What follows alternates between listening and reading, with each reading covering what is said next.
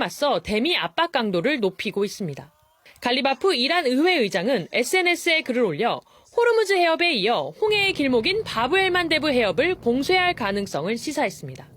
예멘과 지부티 사이에 있는 바브엘만데브 해협은 홍해를 통해 수에즈 운하로 향하는 선박들이 거쳐야 하는 핵심 항로로 전 세계 원유 수송량의 12%가 이곳을 통과합니다. 여기에 더해 이란 상공에서 격추된 미 전투기 조종사의 신병도 이란의 협상 카드로 활용될 수 있다는 관측입니다. 이란이 실종 조종사를 생포할 경우 비공개 협상을 통해 제재 완화나 정치적 양보를 요구하거나 공개적으로 신병을 노출해 선전 효과를 극대화할 수 있습니다. 이는 미국 내 정치적 부담을 크게 키우는 동시에 군사 대응 수위를 끌어올리는 요인이 될 수 있습니다. 워싱턴에서 KBS 뉴스 김지숙입니다. 트럼프 대통령이 며칠 전 대국민 연설에서 이란의 군사시설을 초토화시켰다고 큰 소리를 쳤는데요. 하지만 미국의 전투기와 공격기가 잇따라 격추되면서 트럼프의 주장이 무색해졌습니다. 이 때문에 이란의 방공망이 아직 건재하고 미사일과 드론도 충분하다는 분석이 미국 언론에서 이어지고 있습니다. 이 소식은 황동진 기자가 전합니다. 미국 토마호크 미사일이 이란의 미사일 발사대를 정확히 타격합니다. 미 중부사령부는 전쟁 개시 후 100시간 만에 군사 목표물 2,000곳을 불능화시켰다고 발표했습니다. 트럼프 대통령은 지난 1일 대국민 연설에서 한 달 넘는 군사작전을 통해 이란의 군사적 대응 능력이 바닥났다고 주장했습니다. Hurting their air force and their missile program at levels never seen before and annihilating their defense industrial base. We've done all of it. 지난달 19일엔 미국 F-35 전투기가 이란군의 공격으로 비상 착륙했습니다. 이번엔 F-15E 전투기와 A-10 공격기까지 격추되자 이란 방공망이 아직 건재하다는 분석이 나오고 있습니다.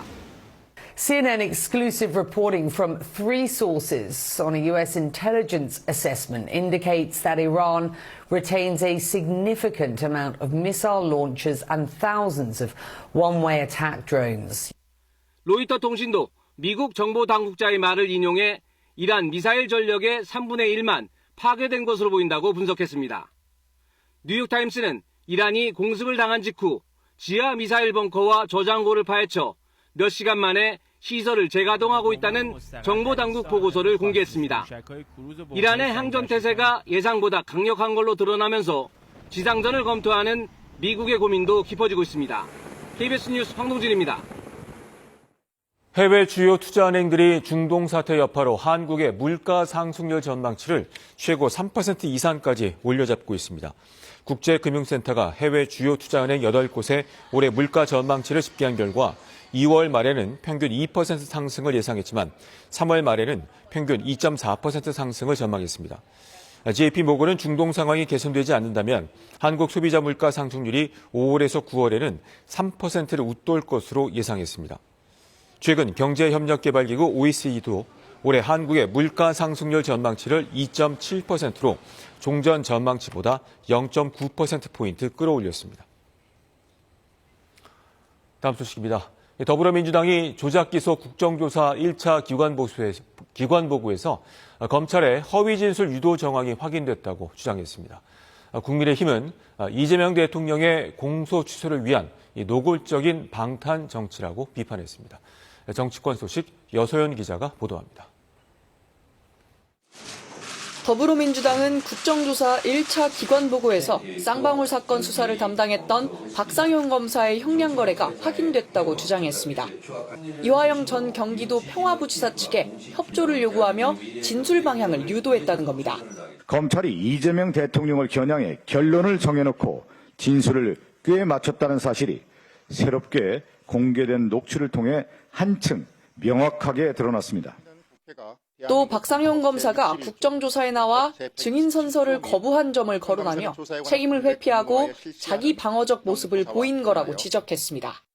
당시 수사를 담당했던 수원지검 검사들이 국정조사를 앞두고 단체 대화방을 만드는 등 조직적인 말맞추기에 나선 정황도 있다고 주장했습니다.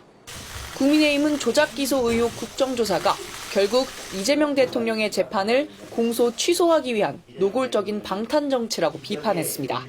민주당 의원 절반 이상이 참여한 공소 취소 관련 모임까지 결성된 만큼 국정조사의 목적은 삼척 동자도 짐작할 수 있습니다. 수사검사를 국회로 부르는 건 국정조사법 위반이라고 목소리를 높였습니다.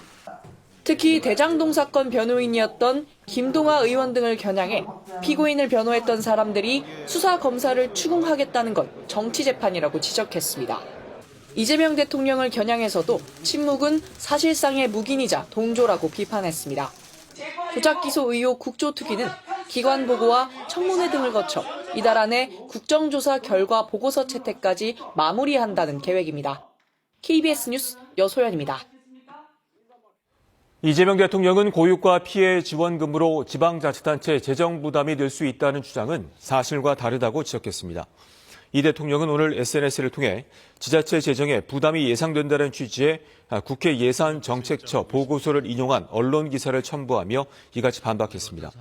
이 대통령은 전액 지역 주민에 지급되는 유가 피해 지원금인데 중앙정부가 70에서 80%, 지방정부가 20에서 30% 부담한다며 지방정부 재정 여력은 8조 4천억 원 늘고 지방의 재정 부담이 명백히 줄었다는 건 초보 산수라고 밝혔습니다. 우리 군 헬기가 접경지역 산불 진화 작업에 투입됐다가 실수로 비무장지대 내부까지 진입했던 사실이 뒤늦게 알려졌습니다. 합참은 지난달 23일 경기 연천 최전방 지역에서 발생한 산불 진화를 위해 육군 소속 수리온 헬기 한 대를 투입했다고 밝혔습니다. 이 헬기는 당초 계획이 없이 산불 진화 작업 중 DMZ 안까지 진입한 것으로 나타났습니다. 북한군은 당시 특별한 반응을 보이지 않았던 것으로 전해졌습니다. 군 당국은 유엔사와 함께 월선 여부와 비행 경위 등을 조사 중입니다. 오늘은 봄의 5번째 절기 청명이자 식목일입니다. 활짝 핀 벚꽃이 거리를 화사하게 수놓고 있습니다. 다만 밤부터 중부지방을 시작으로 내일 오전 전국에 비가 내리겠는데요. 이번 비는 내일 오후면 대부분 그치겠습니다. 비의 양은 적게는 5에서 많게는 20mm 정도가 전망됩니다. 비구름 뒤로 찬 공기가 밀려오면서 화요일 아침 기온은 월요일보다 5에서 10도가량 뚝 떨어지겠고 주 중반까지 아침에는 0도 안팎을 보이겠습니다. 급격한 기온 변화에 건강관리 잘해주셔야겠습니다. 오늘 밤부터 강원과 경부 북동 산지에는 바람이 강하게 불겠습니다. 자세한 한낮 기온 살펴보시면 서울 17도, 대구 20도까지 오르겠습니다. 바다의 물결은 동해상에서 최고 2.5m까지 일겠습니다. 이번 주는 비 소식이 잦은데요. 목요일과 금요일 사이 전국에 비가 내릴 전망입니다. 날씨 전해드렸습니다. 행복한 휴일 보내시길 바랍니다. KBS 뉴스를 마칩니다. 고맙습니다.